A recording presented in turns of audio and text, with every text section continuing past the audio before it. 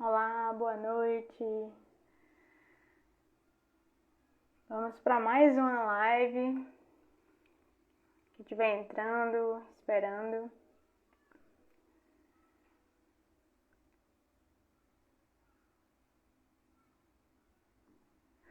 Boa noite, pessoal. Vou esperar aqui um pouquinho o pessoal ir entrando. Vou passando algumas informações. Hoje vocês vão me dando um feedback aí se estão ouvindo direitinho, se está tudo certo. E esperar o professor Fleury aqui. E dizer que hoje, depois da live, nós vamos ter o grande lançamento do nosso e-book tão esperado. A gente estava planejando tudo com muito carinho e conseguimos, né, fazer para o lançamento hoje. E vamos lá, vamos para a live com o professor Florido. Deixa eu ver se ele já entrou aqui. Vou aceitar ele aqui.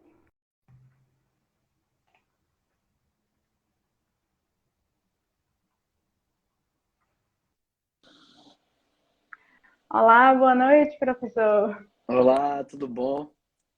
Tudo bem? É um prazer. Eu gostaria de agradecer o senhor pela presença. Dizer que é um prazer, né, ter uma honra. O senhor aqui é um grande mestre da fisioterapia, Uhum. uma grande inspiração para nós, né? E acho que é um tema que muita gente tem dúvidas, né? Acho que vai ser interessante a gente ter essa conversa, um bate-papo mesmo para o pessoal ir tirando algumas dúvidas. Já mandaram algumas perguntas durante esses dias. E ao longo do tempo que o pessoal for falando aí a gente vai conversando na live, o pessoal vai mandando as dúvidas aí, a gente vai trocando essa ideia. Perfeito. Quem tem a agradecer sou eu pelo convite. Prazer enorme, uma satisfação. E se eu puder ajudar aqui um pouquinho a nossa profissão, já estou fazendo um grande favor para todo mundo e para mim também. Acho que é extremamente importante a gente pensar em agregar valor para todo mundo, né? Então, Sim, nada, sim. nada melhor do que compartilhar um pouquinho. Cada um vai ali tentando juntar e tal, e gerar o crescimento, né? Engrandecendo o que a gente mais gosta de fazer, que é fisioterapia, né? A nossa profissão. Sim, com certeza. Então eu queria pedir para que primeiro o senhor se apresentasse um pouquinho, o professor falasse um pouquinho do senhor. Senão eu só posso chamar de senhor, né? Então, Não, esse cabelo branco, já me chamaram de velho da é novo. lancha e tudo mais, mas não chega a tanto não. É, vamos lá. Eu sou fisioterapeuta, graduado pela Universidade Católica, né, em 2005. Inclusive tem alguns colegas meus aí aparecendo aí também, um prazer enorme. Sou, né, especialista pela Sobrafi em terapia intensiva e pós-graduado, né, com duas pós-graduações lato sensu, uma em respiratório e outra em docência de ensino superior, e mestrado e doutorado pela UFBA, né? Doutorado, graças a Deus, terminei no finalzinho do ano passado, depois de muita luta, consegui aí finalizar. Mas enfim, um resumo breve aí da Sim, carreira. Atualmente leciono na Escola Baiana de Medicina e continuo, né, trabalhando em ambulatório. A gente tem um serviço, né, em parceria com a Santa Casa Misericórdia, no ambulatório Álvaro Lemos, eu e o professor Marcelo Farani, né, que é outra grande referência, mais uma equipe show de bola que trabalha com a gente lá, e trabalho em coordenação de curso de pós-graduação, né? Enfim, junto com o Instituto IB, que é outro grande parceiro meu, onde a matriz fica lá em Aracaju. Mas enfim, vamos que perfeito. vamos, né? Bater um papo aí pelo que interessa, que negócio de currículo, cada um vai traçando o seu caminho Sim, e eu só tenho a instigar a galera para correr atrás mesmo e fazer o seu também, que acho que é importante. com certeza. Teve algumas perguntas, né, que o pessoal já tinha deixado durante a semana e que a gente foi pensando também. E aí eu vou fazendo algumas aqui e quem estiver entrando, que for tendo mais dúvidas, vão deixando aí no chat que a gente vai respondendo também, né, ao longo da live. Então, uma das perguntas, professor, era justamente para o senhor explicar um pouquinho qual a importância mesmo da análise da gasometria E se existe uma ordem, assim, por onde, no seu olhar, você prefere começar essa avaliação, né, para poder dizer a importância mesmo de cada detalhe, assim.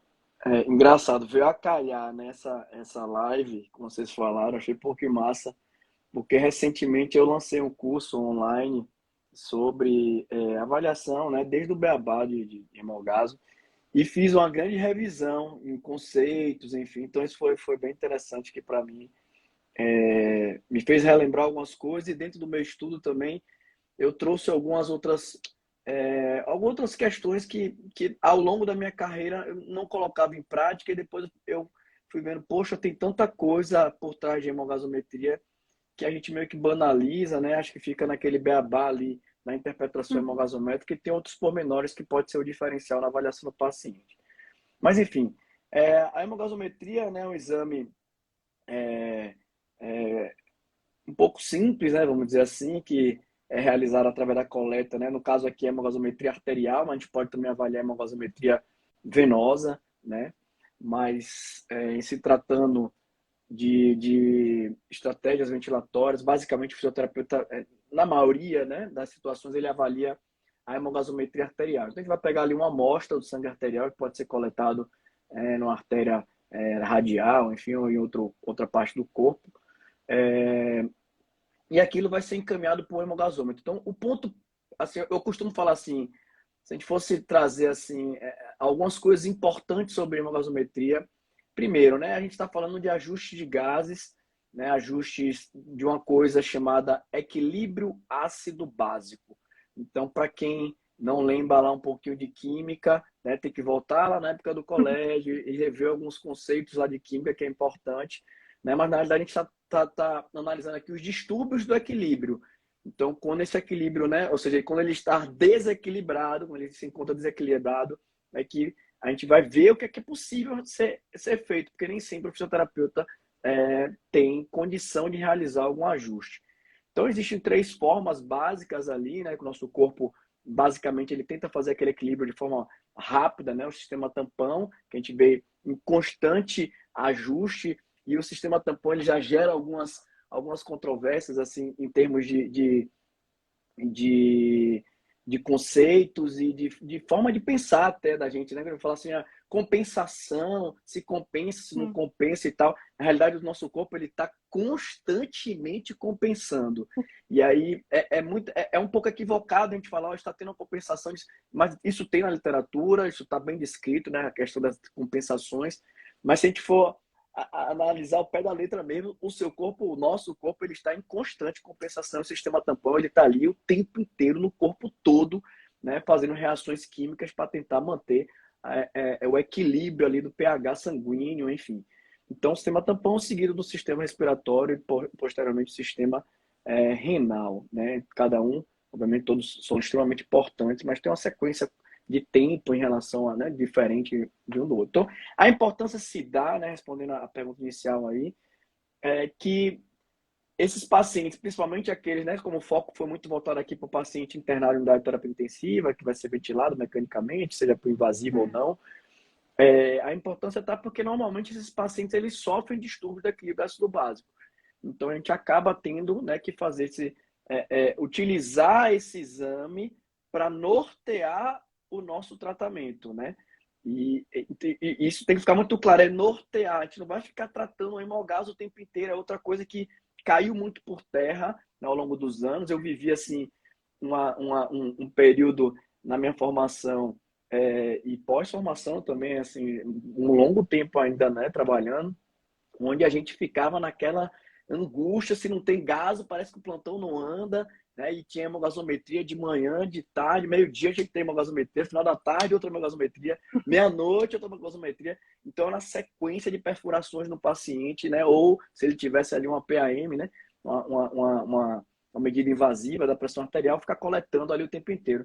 Então, isso diminuiu muito, né? Não que perdeu a importância, né? Mas atrelado a ajustes ventilatórios, né, atrelado à análise do ventilador mecânico, acho que isso deu um equilibrado hoje em dia. As pessoas estão começando a olhar além da hemogaso, né, isso é extremamente importante. Ele auxilia, mas não é o divisor de águas para a gente estar o tempo Uhum. inteiro, né, ventilando, pensando nisso. Tá? É o ponto importante aí em relação à importância do exame.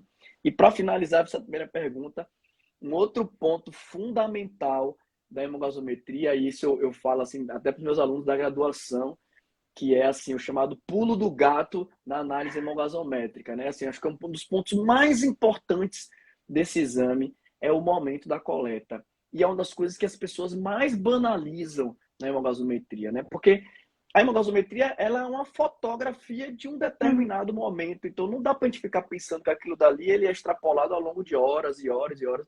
Não dá. É o momento que o técnico, ou enfim, quem quer que seja ali o profissional que foi coletar, né? Exceto o fisioterapeuta não faz coleta de gado, pelo amor de Jesus Cristo, pessoal.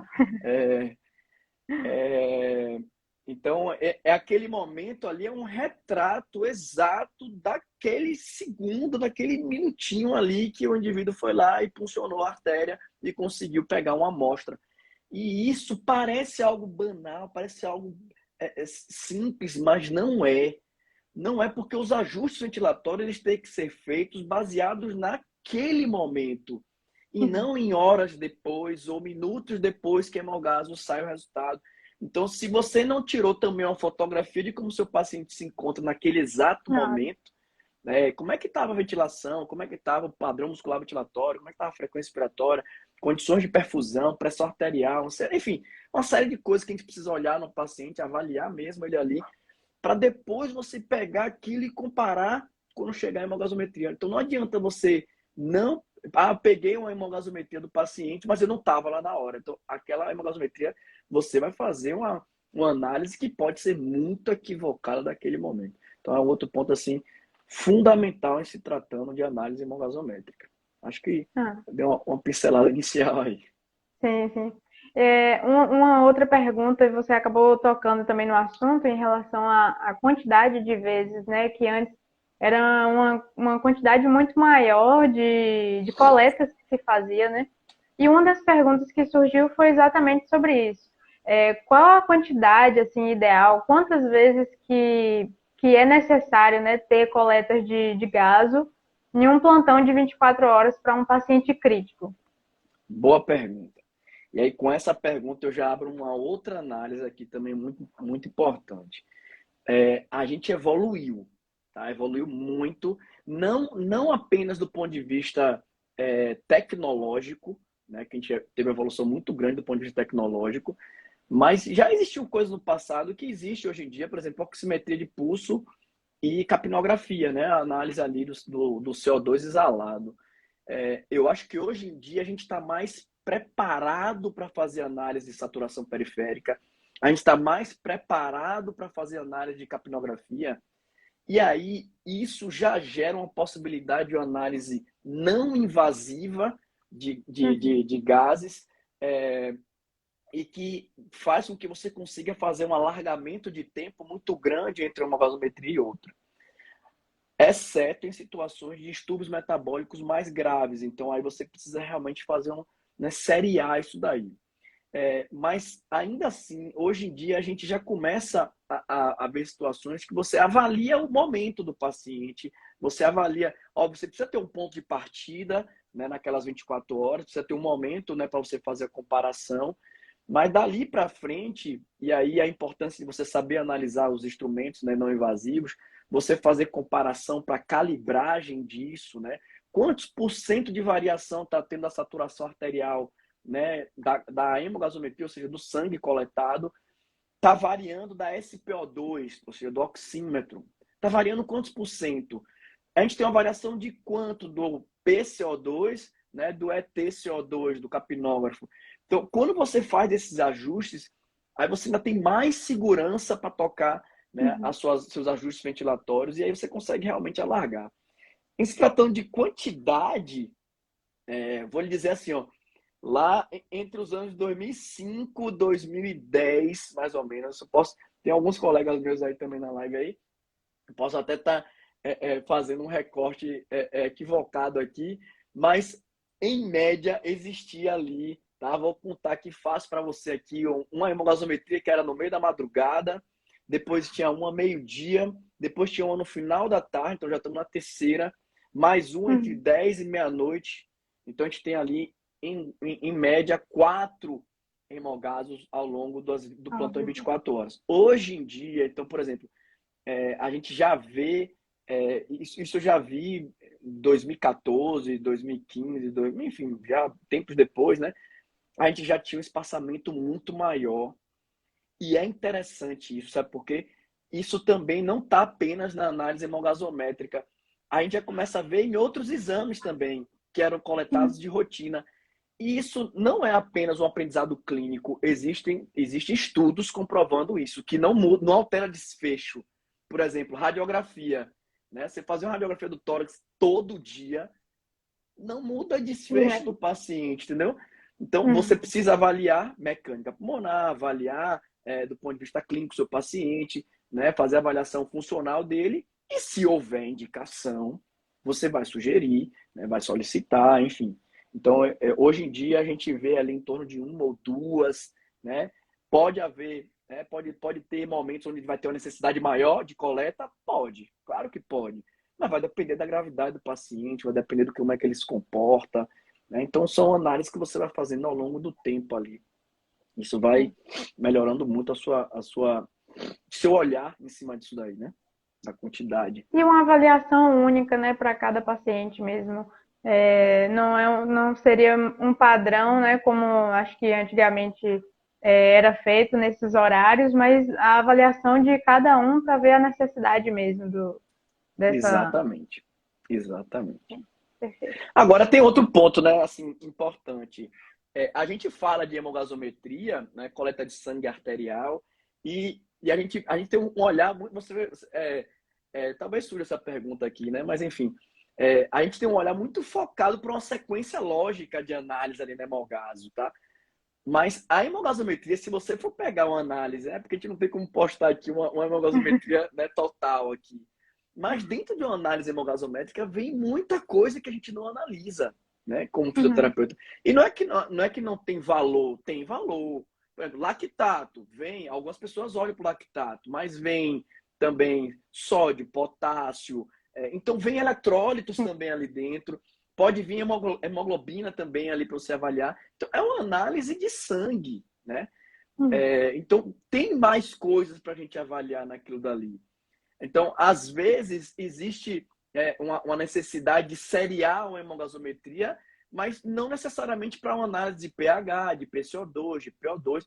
E aí o olhar médico ali, no olhar clínico do médico, está focado para outra coisa, né? Alguma alteração de microcirculação, perfusão, aí ele vai querer ver SVO2, vai fazer comparações. Então, são outros tipos de análise perfusionais, né?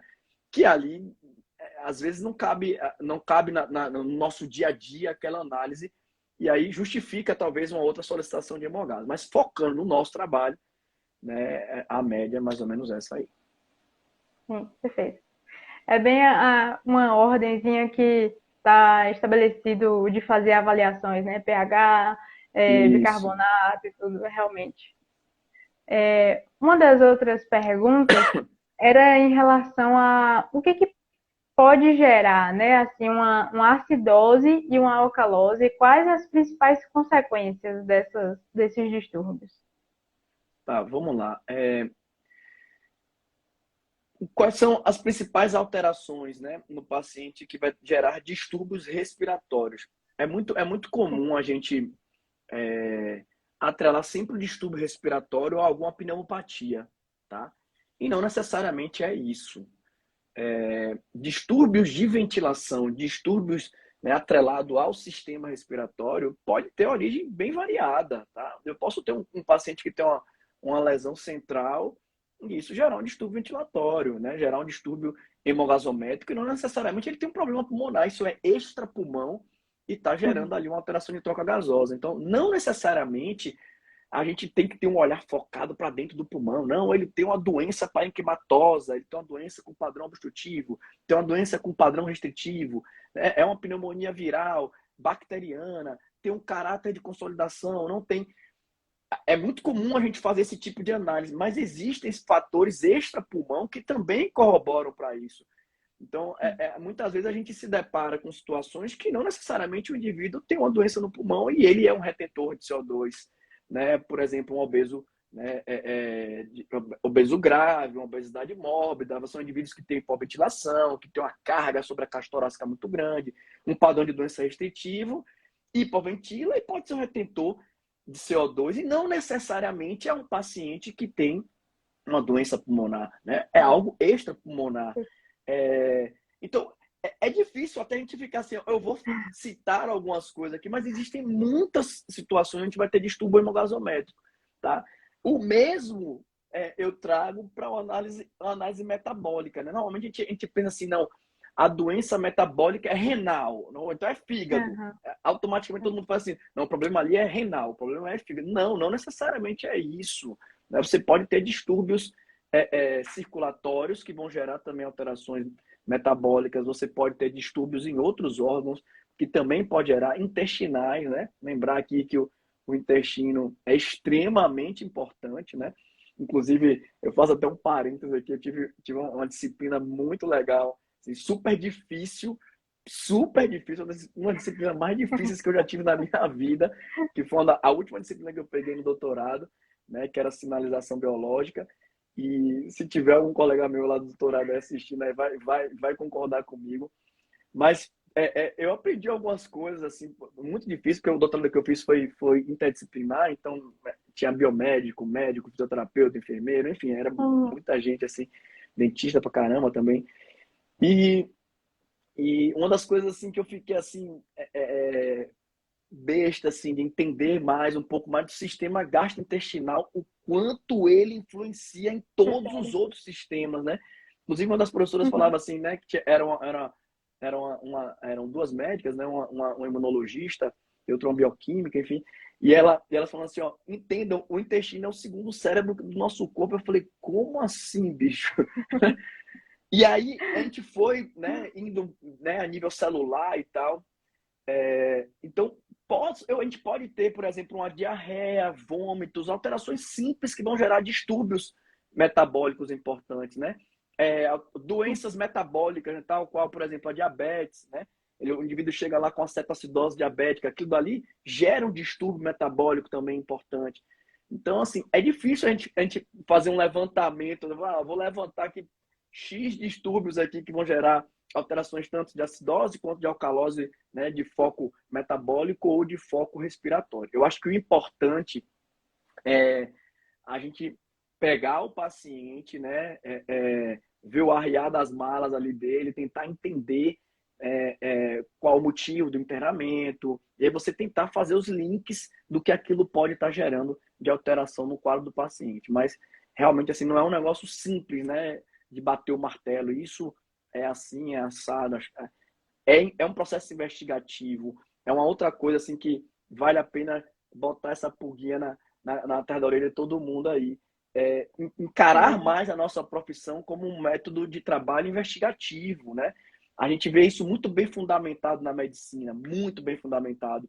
Tanto que a gente tem uma cacetada aí de séries, seriados, né? De médico investigador, né? Enfim, tem um monte aí, um monte de gente viciado nisso, né? E quando a gente começa a conversar com o fisioterapeuta assim, e o seu processo investigativo para chegar ao diagnóstico? O fisioterapeuta ele se limita muitas vezes, não investiga, não aprofunda exames, não faz outras análises, não extrapola a análise. Então, isso é uma coisa assim que me inquieta muito. Acho que o fisioterapeuta ele precisa ter mais essa gana de investigação, né? A gente precisa, e aí precisa saber avaliar, né? Muito. Verdade. E isso vem muito com o que você falou de outros fatores, outros dados que aparecem no exame mesmo da hemogasometria e que muitas vezes a gente não dá a devida atenção, né? Fica só naquela parte mais ali de pH e da mais básico e não vê os outros que estão lá no exame e que poderiam contribuir para uma outra análise mais aprofundada, né? Sim, sim. Ainda tem isso, né? Por exemplo, é comum a gente, por exemplo, o Base Exercise é um deles, né? Que muita gente nem acaba olhando o Base Exercise, né? É. Não é que ele é um divisor de águas na análise, né? Não, não é. É um excesso de base, o nome já diz ali, né? Excesso de base, então ele tem uma relação muito forte ali com as bases que a gente tem no nosso corpo, né? Então tem uma relação forte com bicarbonato, tem uma relação forte com alterações metabólicas, né? Algumas pessoas falam assim que o Base Exercise ele é vamos dizer assim, um indicador de tendência, tá? A gente começa a ver ele alterar, né? Se a gente tem um seriamento de hemogasometria, às vezes o Base Exercise ele já começou a alterar, ele é um pouco mais sensível e você não viu ainda grandes alterações de pH, por exemplo, porque você tem outras formas de fazer o equilíbrio. Mas aquilo já lhe dá como se fosse assim, ó, pode ser que nas próximas hemogasometrias, se os distúrbios persistirem, esse paciente pode apresentar alguma alteração importante do ponto de vista metabólico, ou alcalose, ou então uma compensação, né? Pode ser para ajustar no caso. Mas é um marcador. Existem outros também, né? O lactato é um deles também, que demonstra também alterações. O cloro é outra, né? Quem estudar um pouquinho de distúrbios metabólicos vai ver que tem, por exemplo, acidose hiperclorêmica. E aí você deve fazer cálculos de anion gap para poder ver se aquilo é uma acidose e aquela acidose é por conta de quê, né? E é engraçado isso, assim, falar de alterações metabólicas para um fisioterapeuta soa, ou já soou muitas vezes, né? Não sei se hoje em dia a galera evoluiu mais a cabeça, né? Mas eu lembro, assim, eu dando um plantão muito com um professor, o professor Marconi Chaves, que é um cara sensacional, né? Muito gente boa, tive o prazer de trabalhar anos com ele. Mas Marconi era um cara, assim, que tinha uma visão de análise de exames laboratoriais muito boa. E ele descrevia, falava bem. E eu lembro que eu não tinha esse olhar, assim, e era engraçado, assim, porque ele questionava, por exemplo, uma passagem de plantão, né? Eu passava plantão para ele e falava, não, o gasometria tá ajustado, não sei o que lá. Ele disse, sim, o lactato tá como, Flori?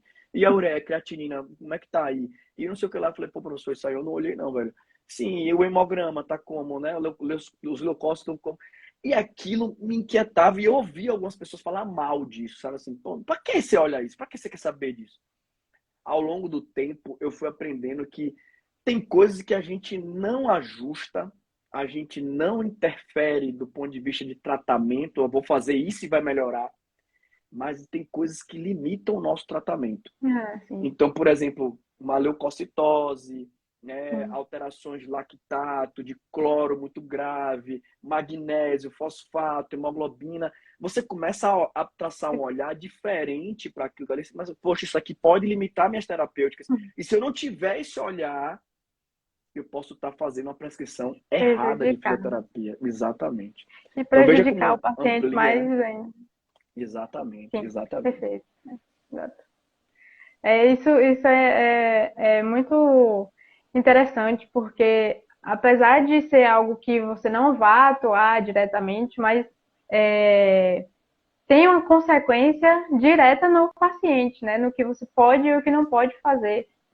Acho que aquela questão da beneficência, né? De você não fazer o errado, né? Também. Sim, sim, exatamente. Então, eu acho que a hemogaso é um exame laboratorial importante, assim. Eu tenho umas passagens bem engraçadas, assim, de graduação, meus alunos de graduação, tem um monte aí assistindo aí. Mas tem umas passagens bem engraçadas, assim, por exemplo, eles têm uma vivência com outros professores de hemogasometria, é normal isso durante a graduação, e depois vai ter de novo numa disciplina que eu leciono lá na faculdade, que chama por acaso, né, exames complementares. E essa disciplina, aí, um dos momentos eu falo sobre hemogasometria, aí eles falam assim, de novo, professor, hemogasometria? Eu falei, olha, se eu fizer algumas perguntas sobre hemogasometria aqui e vocês me responderem, a gente pula esse assunto e eu dou como dado. Aí eu começo a fazer algumas perguntas e ninguém disse, não, professor, por favor, comece do zero aí, vamos começar tudo de novo. Porque são olhares diferentes, né? A gente começa com beabá e depois tem que aprofundar mesmo. Acho que Sim. é uma tocada diferente mesmo. E tem muito, sabe outra coisa muito interessante, né? Que hoje a gente tem um suporte maior, eletrônico, principalmente, né? Aplicativo e tal. Hemogaso Verdade. tem muita fórmula para você Demais. avaliar, muita, muita, muita. Mas vamos lá, vamos ver se tem mais perguntas. Olha, Thalita Cidreira foi uma É, ex-aluna falaram, minha aqui, ó. Ela tá falando aqui, ó. Minha primeira passagem de plantão foi com o Marconi, eu lembro, marcou, eu lembro. apertou a Essa da mente. Thalita, Thalita queria ir embora do plantão. Ô, professor, passe aí você, eu quero ir embora. Isso era meio-dia para 1 hora da tarde. Thalita foi sair do plantão, foi 3 da tarde, mas foi, Thalita. Você não sai daqui Eita, enquanto você não passar esse plantão para ele. apertou a mente e tinha que ficar lá para poder passar certinho. Aprendeu um bocado. Tá. Uma outra questão, uma outra dúvida que teve foi em relação aos distúrbios, né? Se existe um que, assim, para o olhar da fisioterapia, um que seja considerado pior do que o outro. Vamos lá. Ó. Primeiro passo. Pensando na fisioterapia, né? Assim, a acidose respiratória é pior, a alcalose respiratória é pior, qual que seria, ou é igualmente proporcional, assim? Vamos lá. Eu acredito muito nisso, né? E pelo menos as maiores dificuldades que eu encontrei, isso trazendo como baseado em experiência clínica, tá? Uhum, As piores condições são as metabólicas, tá? Porque a gente depende do paciente ter essa capacidade de ajuste, se os sistemas estão com condição de ajustar, né? As alterações metabólicas, elas levam mais tempo para ajuste, né? O sistema metabólico é renal, enfim, ele leva muito mais tempo para ajustar. E muitas vezes a gente precisa lançar mão de ajustes para tentar, pelo menos, chegar a níveis de aceitação de pH. Né? Um ponto muito importante a considerar, assim, é o que a gente chama de condição do meio, né? O pH, onde a gente tem uma condição de vida para a célula. Né? Então, existem extremos de valores ali, onde a gente tem o maior chance de morte celular. Então, extremos ali, né, para valores de pH próximo de 6,9, 6,8, são uhum, acidoses gravíssimas, né? E, assim, eu tive várias vezes situações que me deparei com pacientes com acidose metabólica nesse nível e dificilmente saía desse quadro, né? Por mais que a gente fizesse ajustes mil no ventilador, era difícil e muitas vezes tinha que fazer infusão contínua ali de bicarbonato para tentar reverter dose de ataque, enfim. Então, eu acho assim, é a situação mais crítica que a gente pode se deparar. Pensando em ajuste, né, ventilatório, pensando em situações onde a gente vai ter mais domínio da situação, sem dúvida são as situações de retenção de CO2, né? Que aí a gente se uhum, depara com situações onde você vai encontrar muitas vezes uma condição de função de pulmão que não lhe dá condição de ajuste, né? Aí é uhum. que a gente entra num cenário difícil, e aí eu estou seguindo vocês aí, estou vendo que vocês estão com um e-book muito legal aí para Sim, lançar, estou vendo as postagens e tal, vejo que vocês estão bem engajadas aí nisso daí. É, e aí vocês devem estar atentas a isso, né? O quanto é difícil o ajuste ventilatório em situações de hipercapnia em uhum, pacientes com lesões graves de pulmão, pacientes obstrutivos muito graves, ou pacientes com consolidações, com alterações mais de padrão restritivo, né? A gente viu isso muito agora na sim, pandemia, com os pacientes com perfil com Covid, né? Com consolidação, enfim. E aí você tem que trabalhar com limite de hipercapnia permissiva. Então, são situações realmente que é difícil de tratar, né? Então, pensando em ajuste ventilatório, eu acho que é uma das situações mais difíceis de a gente estar pensando em ajuste ventilatório para tentar tratar hemogaso. E aí não é para tratar hemogaso ao pé da letra, que é o que a gente falou lá no início da live, né? Não se sim, apeguem tanto a isso. Vamos olhar, né, o contexto da VM, como é que o paciente se encontra. sim, verdade. É algo que, assim, no o que eu vi recentemente, né, falando sempre, não se ventila a gasometria, você vai precisar É, olhar o paciente específico, analisar ele de uma forma única, né, e não só em relação ali aos resultados mesmo da gase. exatamente, exatamente. Eu costumo dizer assim,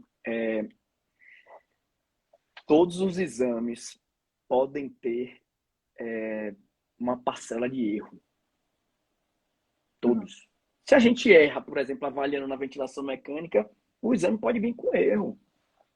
Então você uhum, pode pegar um hemogaso que não é 100% verdadeira. Você pode verdade. pegar uma radiografia. Quantas a gente pega uma radiografia que vem com a técnica ruim, né? Com Uhum, muita miliamperagem, com muita alteração muito grande de quilovoltagem, ou seja, tem uma penetração do raio muito grande, e aquilo dificulta a análise, né? Pega uma tomografia que tem muito artefato de imagem. Isso dificulta muito a avaliação. Exames laboratoriais também sofrem isso. A hemogasometria sofre isso também. Existem algumas possibilidades de você tirar algumas provas do 9, né, para você ver, pô, isso aqui é condizente com este caso, né? uhum, Eu tenho como, por exemplo, eu tenho como saber, esse pH é um pH que cabe para esse paciente, tem fórmula para você calcular isso, né? A fórmula de esperado. Hasselbeck mesmo, dá para você fazer isso, dá para fazer essa análise, né? Agora, elas são formas que entram log e tal, aí a galera fica, ai meu Deus, vou calcular isso, não sei o quê. Mas não fique nessa agonia, não, porque tem aplicativo, você calcula isso lá, né? Tem aquelas formas para PCO2 esperado, para bicarbonato esperado. Então tem Uhum, muita condição de você estar analisando se aquela hemoglobinometria realmente retrata aquele momento. Porque existem possibilidades de erro. Pense que quem coleta ali é um ser humano.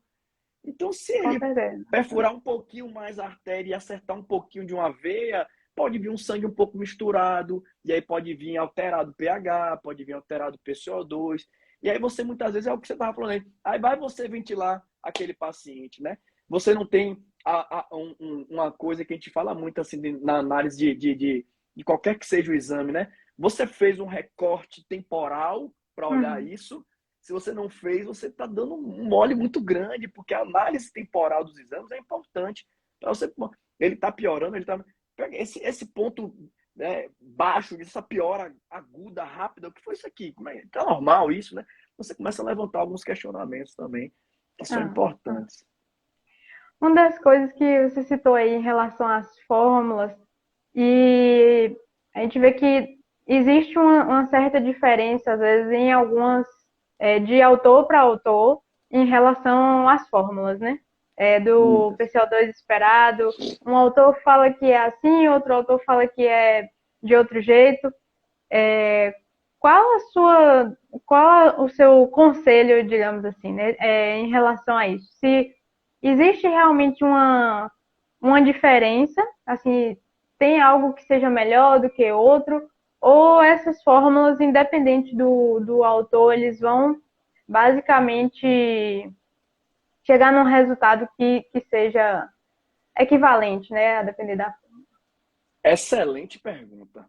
Eu já me deparei com esse questionamento também. Eu também já parei assim, poxa, tem umas formas que utilizam os deltas, né, que utiliza mais log ainda e tal. Aí você fica até difícil de você entender a sequência e tal, né, como é que coloca. E outras um pouco mais simples. Mas o que é que eu reparei? Elas chegam a valores muito próximos. Então, a Uhum, variação entre elas é muito pequena, entendeu? Então, é uma coisa que muitas vezes assim eu prefiro pegar, né, a que o grupo mais usa, a que você ah, vê mais em publicações, né, que tem um pouco mais de perfeito. fundamentação e utiliza, né? As que eu coloquei lá no curso, por exemplo, todas são já bem conhecidas e tal, e são mais fáceis de aplicar, né? Isso é Uhum, importante, tem que ser facilidade, né? E essas formas assim a gente esquece na vida, né? Se você não usa, uhum, não vai lembrar. Então tem que ter anotado sim, sim. mesmo ali, um detalhezinho ou outro, né? E fora isso, nem, não são todas as situações que a gente se depara com, né, uma hemogasometria de difícil análise, né? Muito difícil, de estudo triplo, duplo, misto, não sei, não é. O comum não é isso, tá? É porque a gente fica muito ansioso para querer estudar situações de alta gravidade, de alta complexidade, né? Ah, porque a pandemia a gente pegou paciente gravíssimo. Mas isso é comum? A gente está vivendo um Uhum. momento diferente, né? Sim.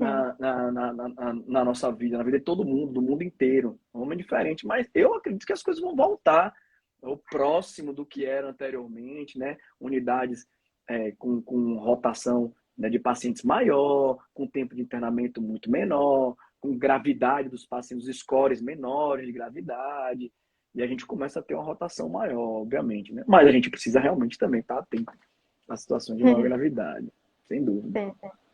Acho que essa questão das fórmulas, recentemente eu estava estudando sobre isso da parte de gasometria e eu vi que um autor fala de uma fórmula, outro autor fala de outra fórmula e eu fiquei com esse questionamento, né? Mas sim, tem essa diferença, mas qual que teria uma significância melhor, né? Mas realmente o que for mais mais acessível, né? Talvez, já que existe uma equivalência, né, grande entre elas. Acho que o que for mais acessível, como você falou, em relação ao que a unidade mais usa, que a equipe mais usa, realmente, até para manter um padrão, né? Existe uma outra coisa que, que, que complica, tá? Talvez não tanto na hemogasometria, mas pode causar algumas alterações, que é a região, tá? A gente mora Uhum. aqui, né, no continente, né, americano, sul-americano, enfim. Mas se a gente vai para outra parte do mundo, existem diferenças de clima, existem diferenças de pressão, Uhum. de altitude. Isso interfere nos gases, tá? Isso interfere nas análises. Não é à toa que todo laboratório, por exemplo, se você pegar resultados do laboratório, ele traz o valor de referência para aquele laboratório, porque ele tem um sistema de análise, ele tem uma máquina que analisa aquilo de determinada forma, né, que utiliza, por exemplo, algumas substâncias para poder fazer aquela análise em uma quantidade diferente de outro laboratório. Então, você pode ter discrepância de valor de referência simplesmente se você sair de um laboratório X na esquina de sua rua e ir para o Y do outro lado da rua e Sim, ter valor verdade. diferente, e você vai precisar seguir o valor de referência é, é, daquele determinado laboratório. Não dá para você ficar pegando aquele valor e extrapolar para o outro laboratório porque a análise foi diferente. A mesma Sim. coisa quando a gente analisa hemogasometria e você leva muito tempo para levar a hemogase para o hemogasômetro. Que tipo de hemogasômetro é aquele? A amostra pode ser contaminada, colocaram heparina ou não colocaram. Enfim, tem vários detalhes. O tempo que esse sangue ficou, né, até chegar no hemogasômetro, ele sofre alterações. Né? Lembre que ali é um conteúdo, né, que tem proteínas dentro dele, né, alterações de temperatura, de pH, tudo isso Uhum. provoca desnaturação proteica, pode alterar, perdão, a amostra, e isso pode sofrer interferência direta ali no resultado. Então, realmente é difícil. E eu vou fazer um outro paralelo que você vai também concordar comigo. Hoje eu passei o dia postando algumas coisas sobre força muscular respiratória, né, comparando ali com volumes e capacidades pulmonares, enfim. Mas vocês já repararam para ver a quantidade de fórmulas que tem de predição pelo mundo? Entendeu? É, Tem muita fórmula de predição. Você faz um corte temporal, né, das últimas 5 décadas para cá. O que você vai achar de fórmula? Meu Deus, é muita fórmula. A gente vai buscando a mais atual e a que mais, né, tem a característica da região em que você vive, que você está avaliando aquele determinado paciente. Né? Eu não vou pegar uma fórmula que foi criada lá no Japão, na China, nada sim. contra, né, mas não reflete o paciente A que eu tenho realidade. aqui, a Uhum. realidade, entendeu? Então ainda tem esses outros pormenores para a gente avaliar também. Sim, verdade. E quem acha que fisioterapia não tem fórmula, né, é o que mais tem. É, quem tentou entrar na faculdade achando que estava fugindo de física, química, matemática, Não, eu deu fui um errado. deles. Eu não vou mentir, eu não vou mentir que eu fui um deles. E aí caiu bem na terapia intensiva, que é onde tem Pois é, onde tem um bastante. bocado. Rapaz, até Sóstenes apareceu aqui, ó, gente. Um amigo meu, Sóstenes, professor Pablo, Vinícius. Pô, coisa boa, meu. Um monte de amigos aqui. Que massa. É, o pessoal. Uma outra questão, professora, em relação a. Você citou um pouquinho, né, a questão do lactato lá nos exames, quando você pontuou. Mas queria que você pontuasse um pouco mais detalhado, assim, qual a importância de chamar realmente atenção para o lactato na visão do fisioterapeuta, né? Assim, às vezes sem dar muita atenção, mas qual seria a real importância de não deixar passar esse dado? Porque é um indicativo bem importante, né, que a gente tem também na hemogasometria.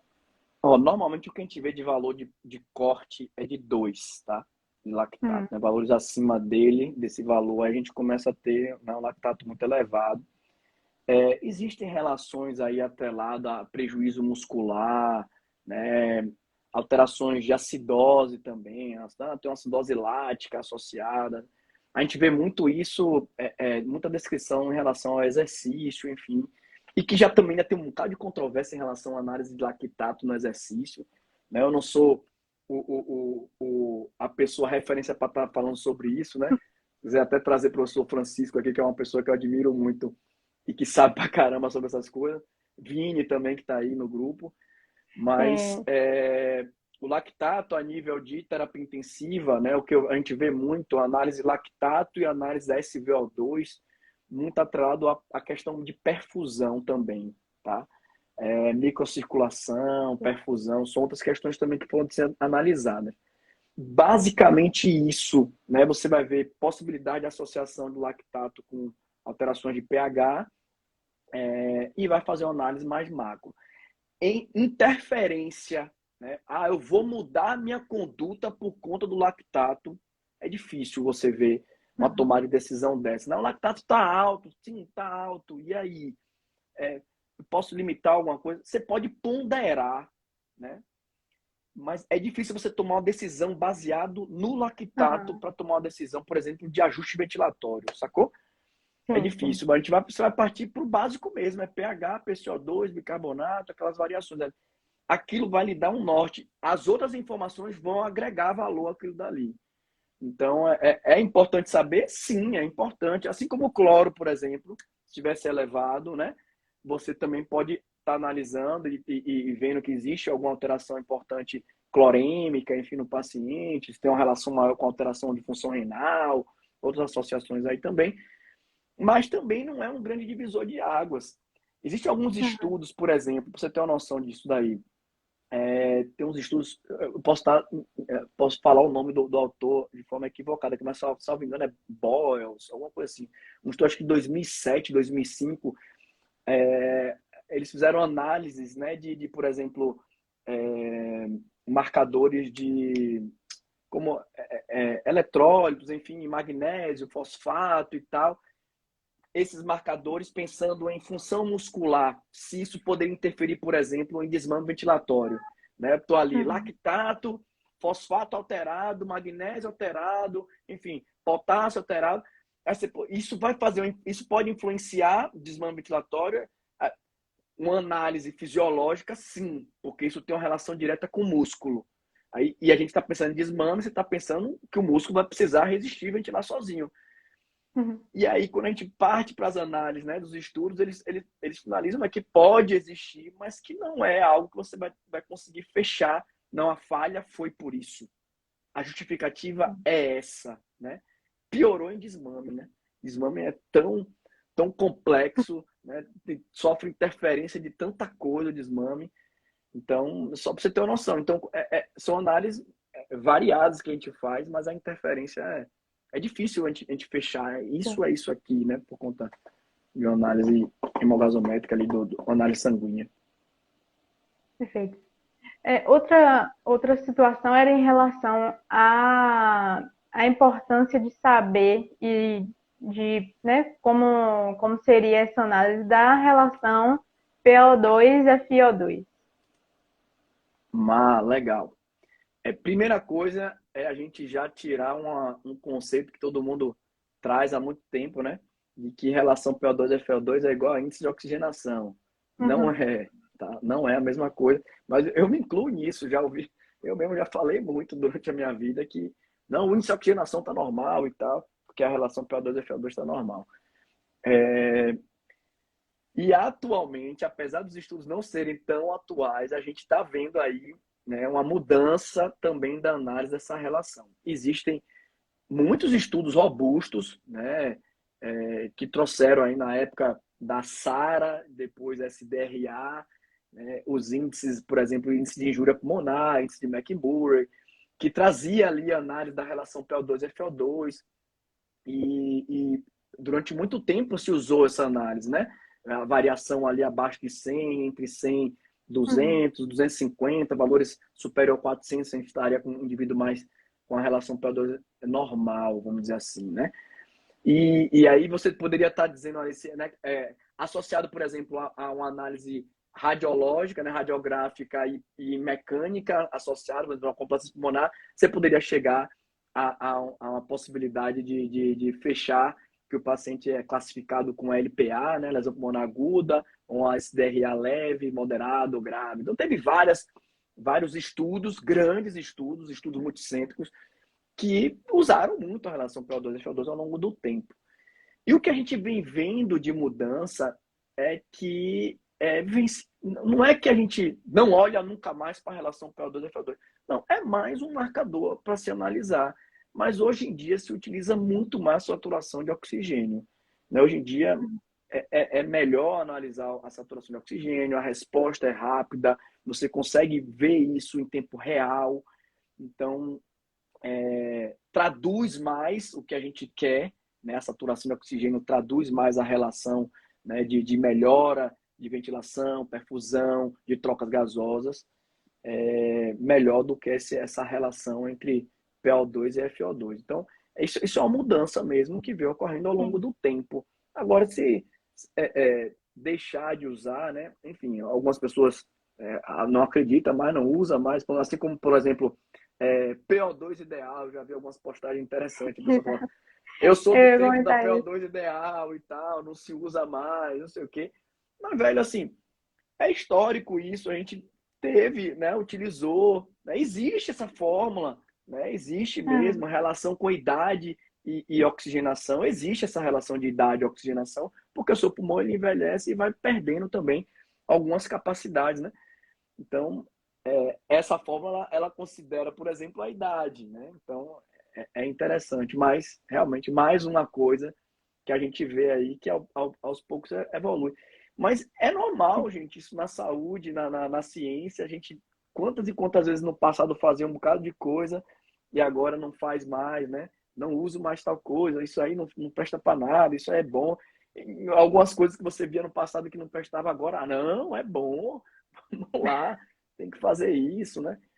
Por exemplo, há pouco tempo atrás eu estava vendo uma postagem de professor Roncalli, né, que é um cara que eu admiro pra caramba também, Sim. é, ele falando sobre, por exemplo, posição prona no paciente em ventilação espontânea. Até quem quiser depois dar uma olhada lá nesse post dele, bem legal. E bem interessante a análise que ele fez, né? Assim, os estudos trazendo, né, benefício e tal, mas e outros não, sem grandes mudanças. Mas alguns questionamentos a nível de análise de desenho de estudo. Será que o que foi feito ali, a resposta é realmente Uhum. associada à posição prona? Né? Tem que desenhar melhor para poder você gerar essa análise, né? Mas já é uma coisa que mudou. Eu costumo dizer assim, é um dos legados da pandemia. Utilizar mais a posição prona é um legado, não tenha dúvida disso. Melhora a oxigenação, melhora a hemogasometria. Ó, que legal. Sim. Né? Você Sim. melhora a ventilação, perfusão, melhora a hemogasometria, né? Sim.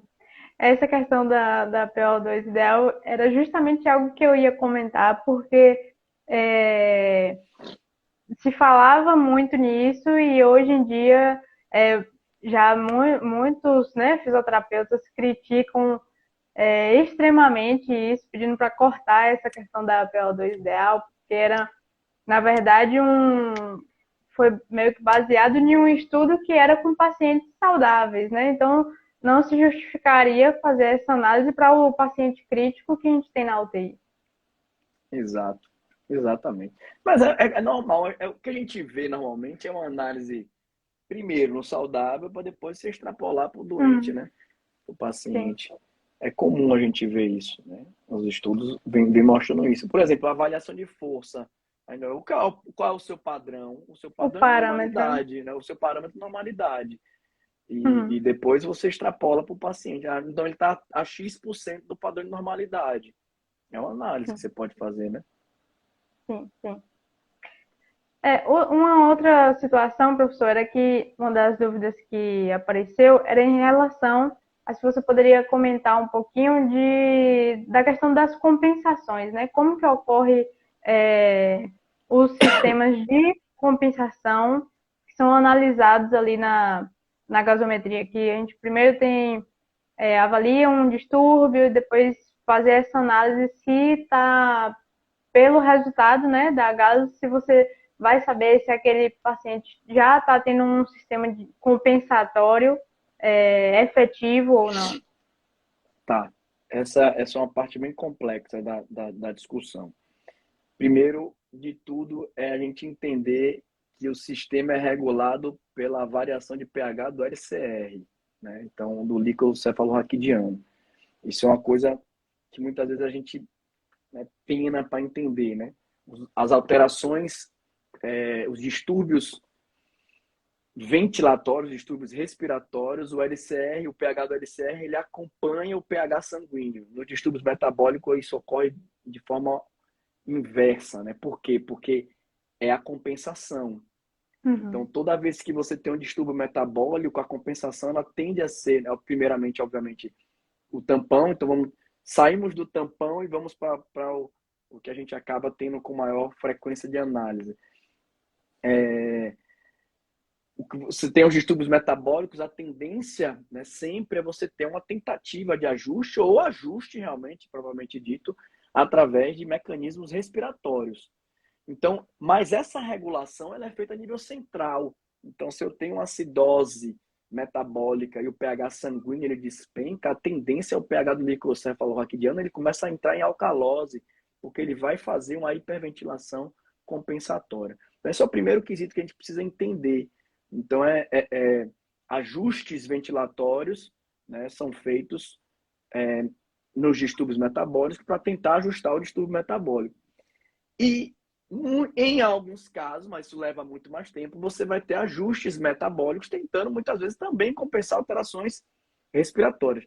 Não é tão comum quanto o inverso, mas ocorre também. Por quê? Porque o inverso demora, né? Uhum. Você, o inverso é que o metabólico compensar um respiratório, você tem que ter um distúrbio respiratório quase que crônico ou cronificado, enfim, porque aquilo demora para ajustar. Um exemplo clássico é o paciente que é DPOC, que é super comum todo mundo falar, não, DPOC é retentor crônico de CO2. Não, não é.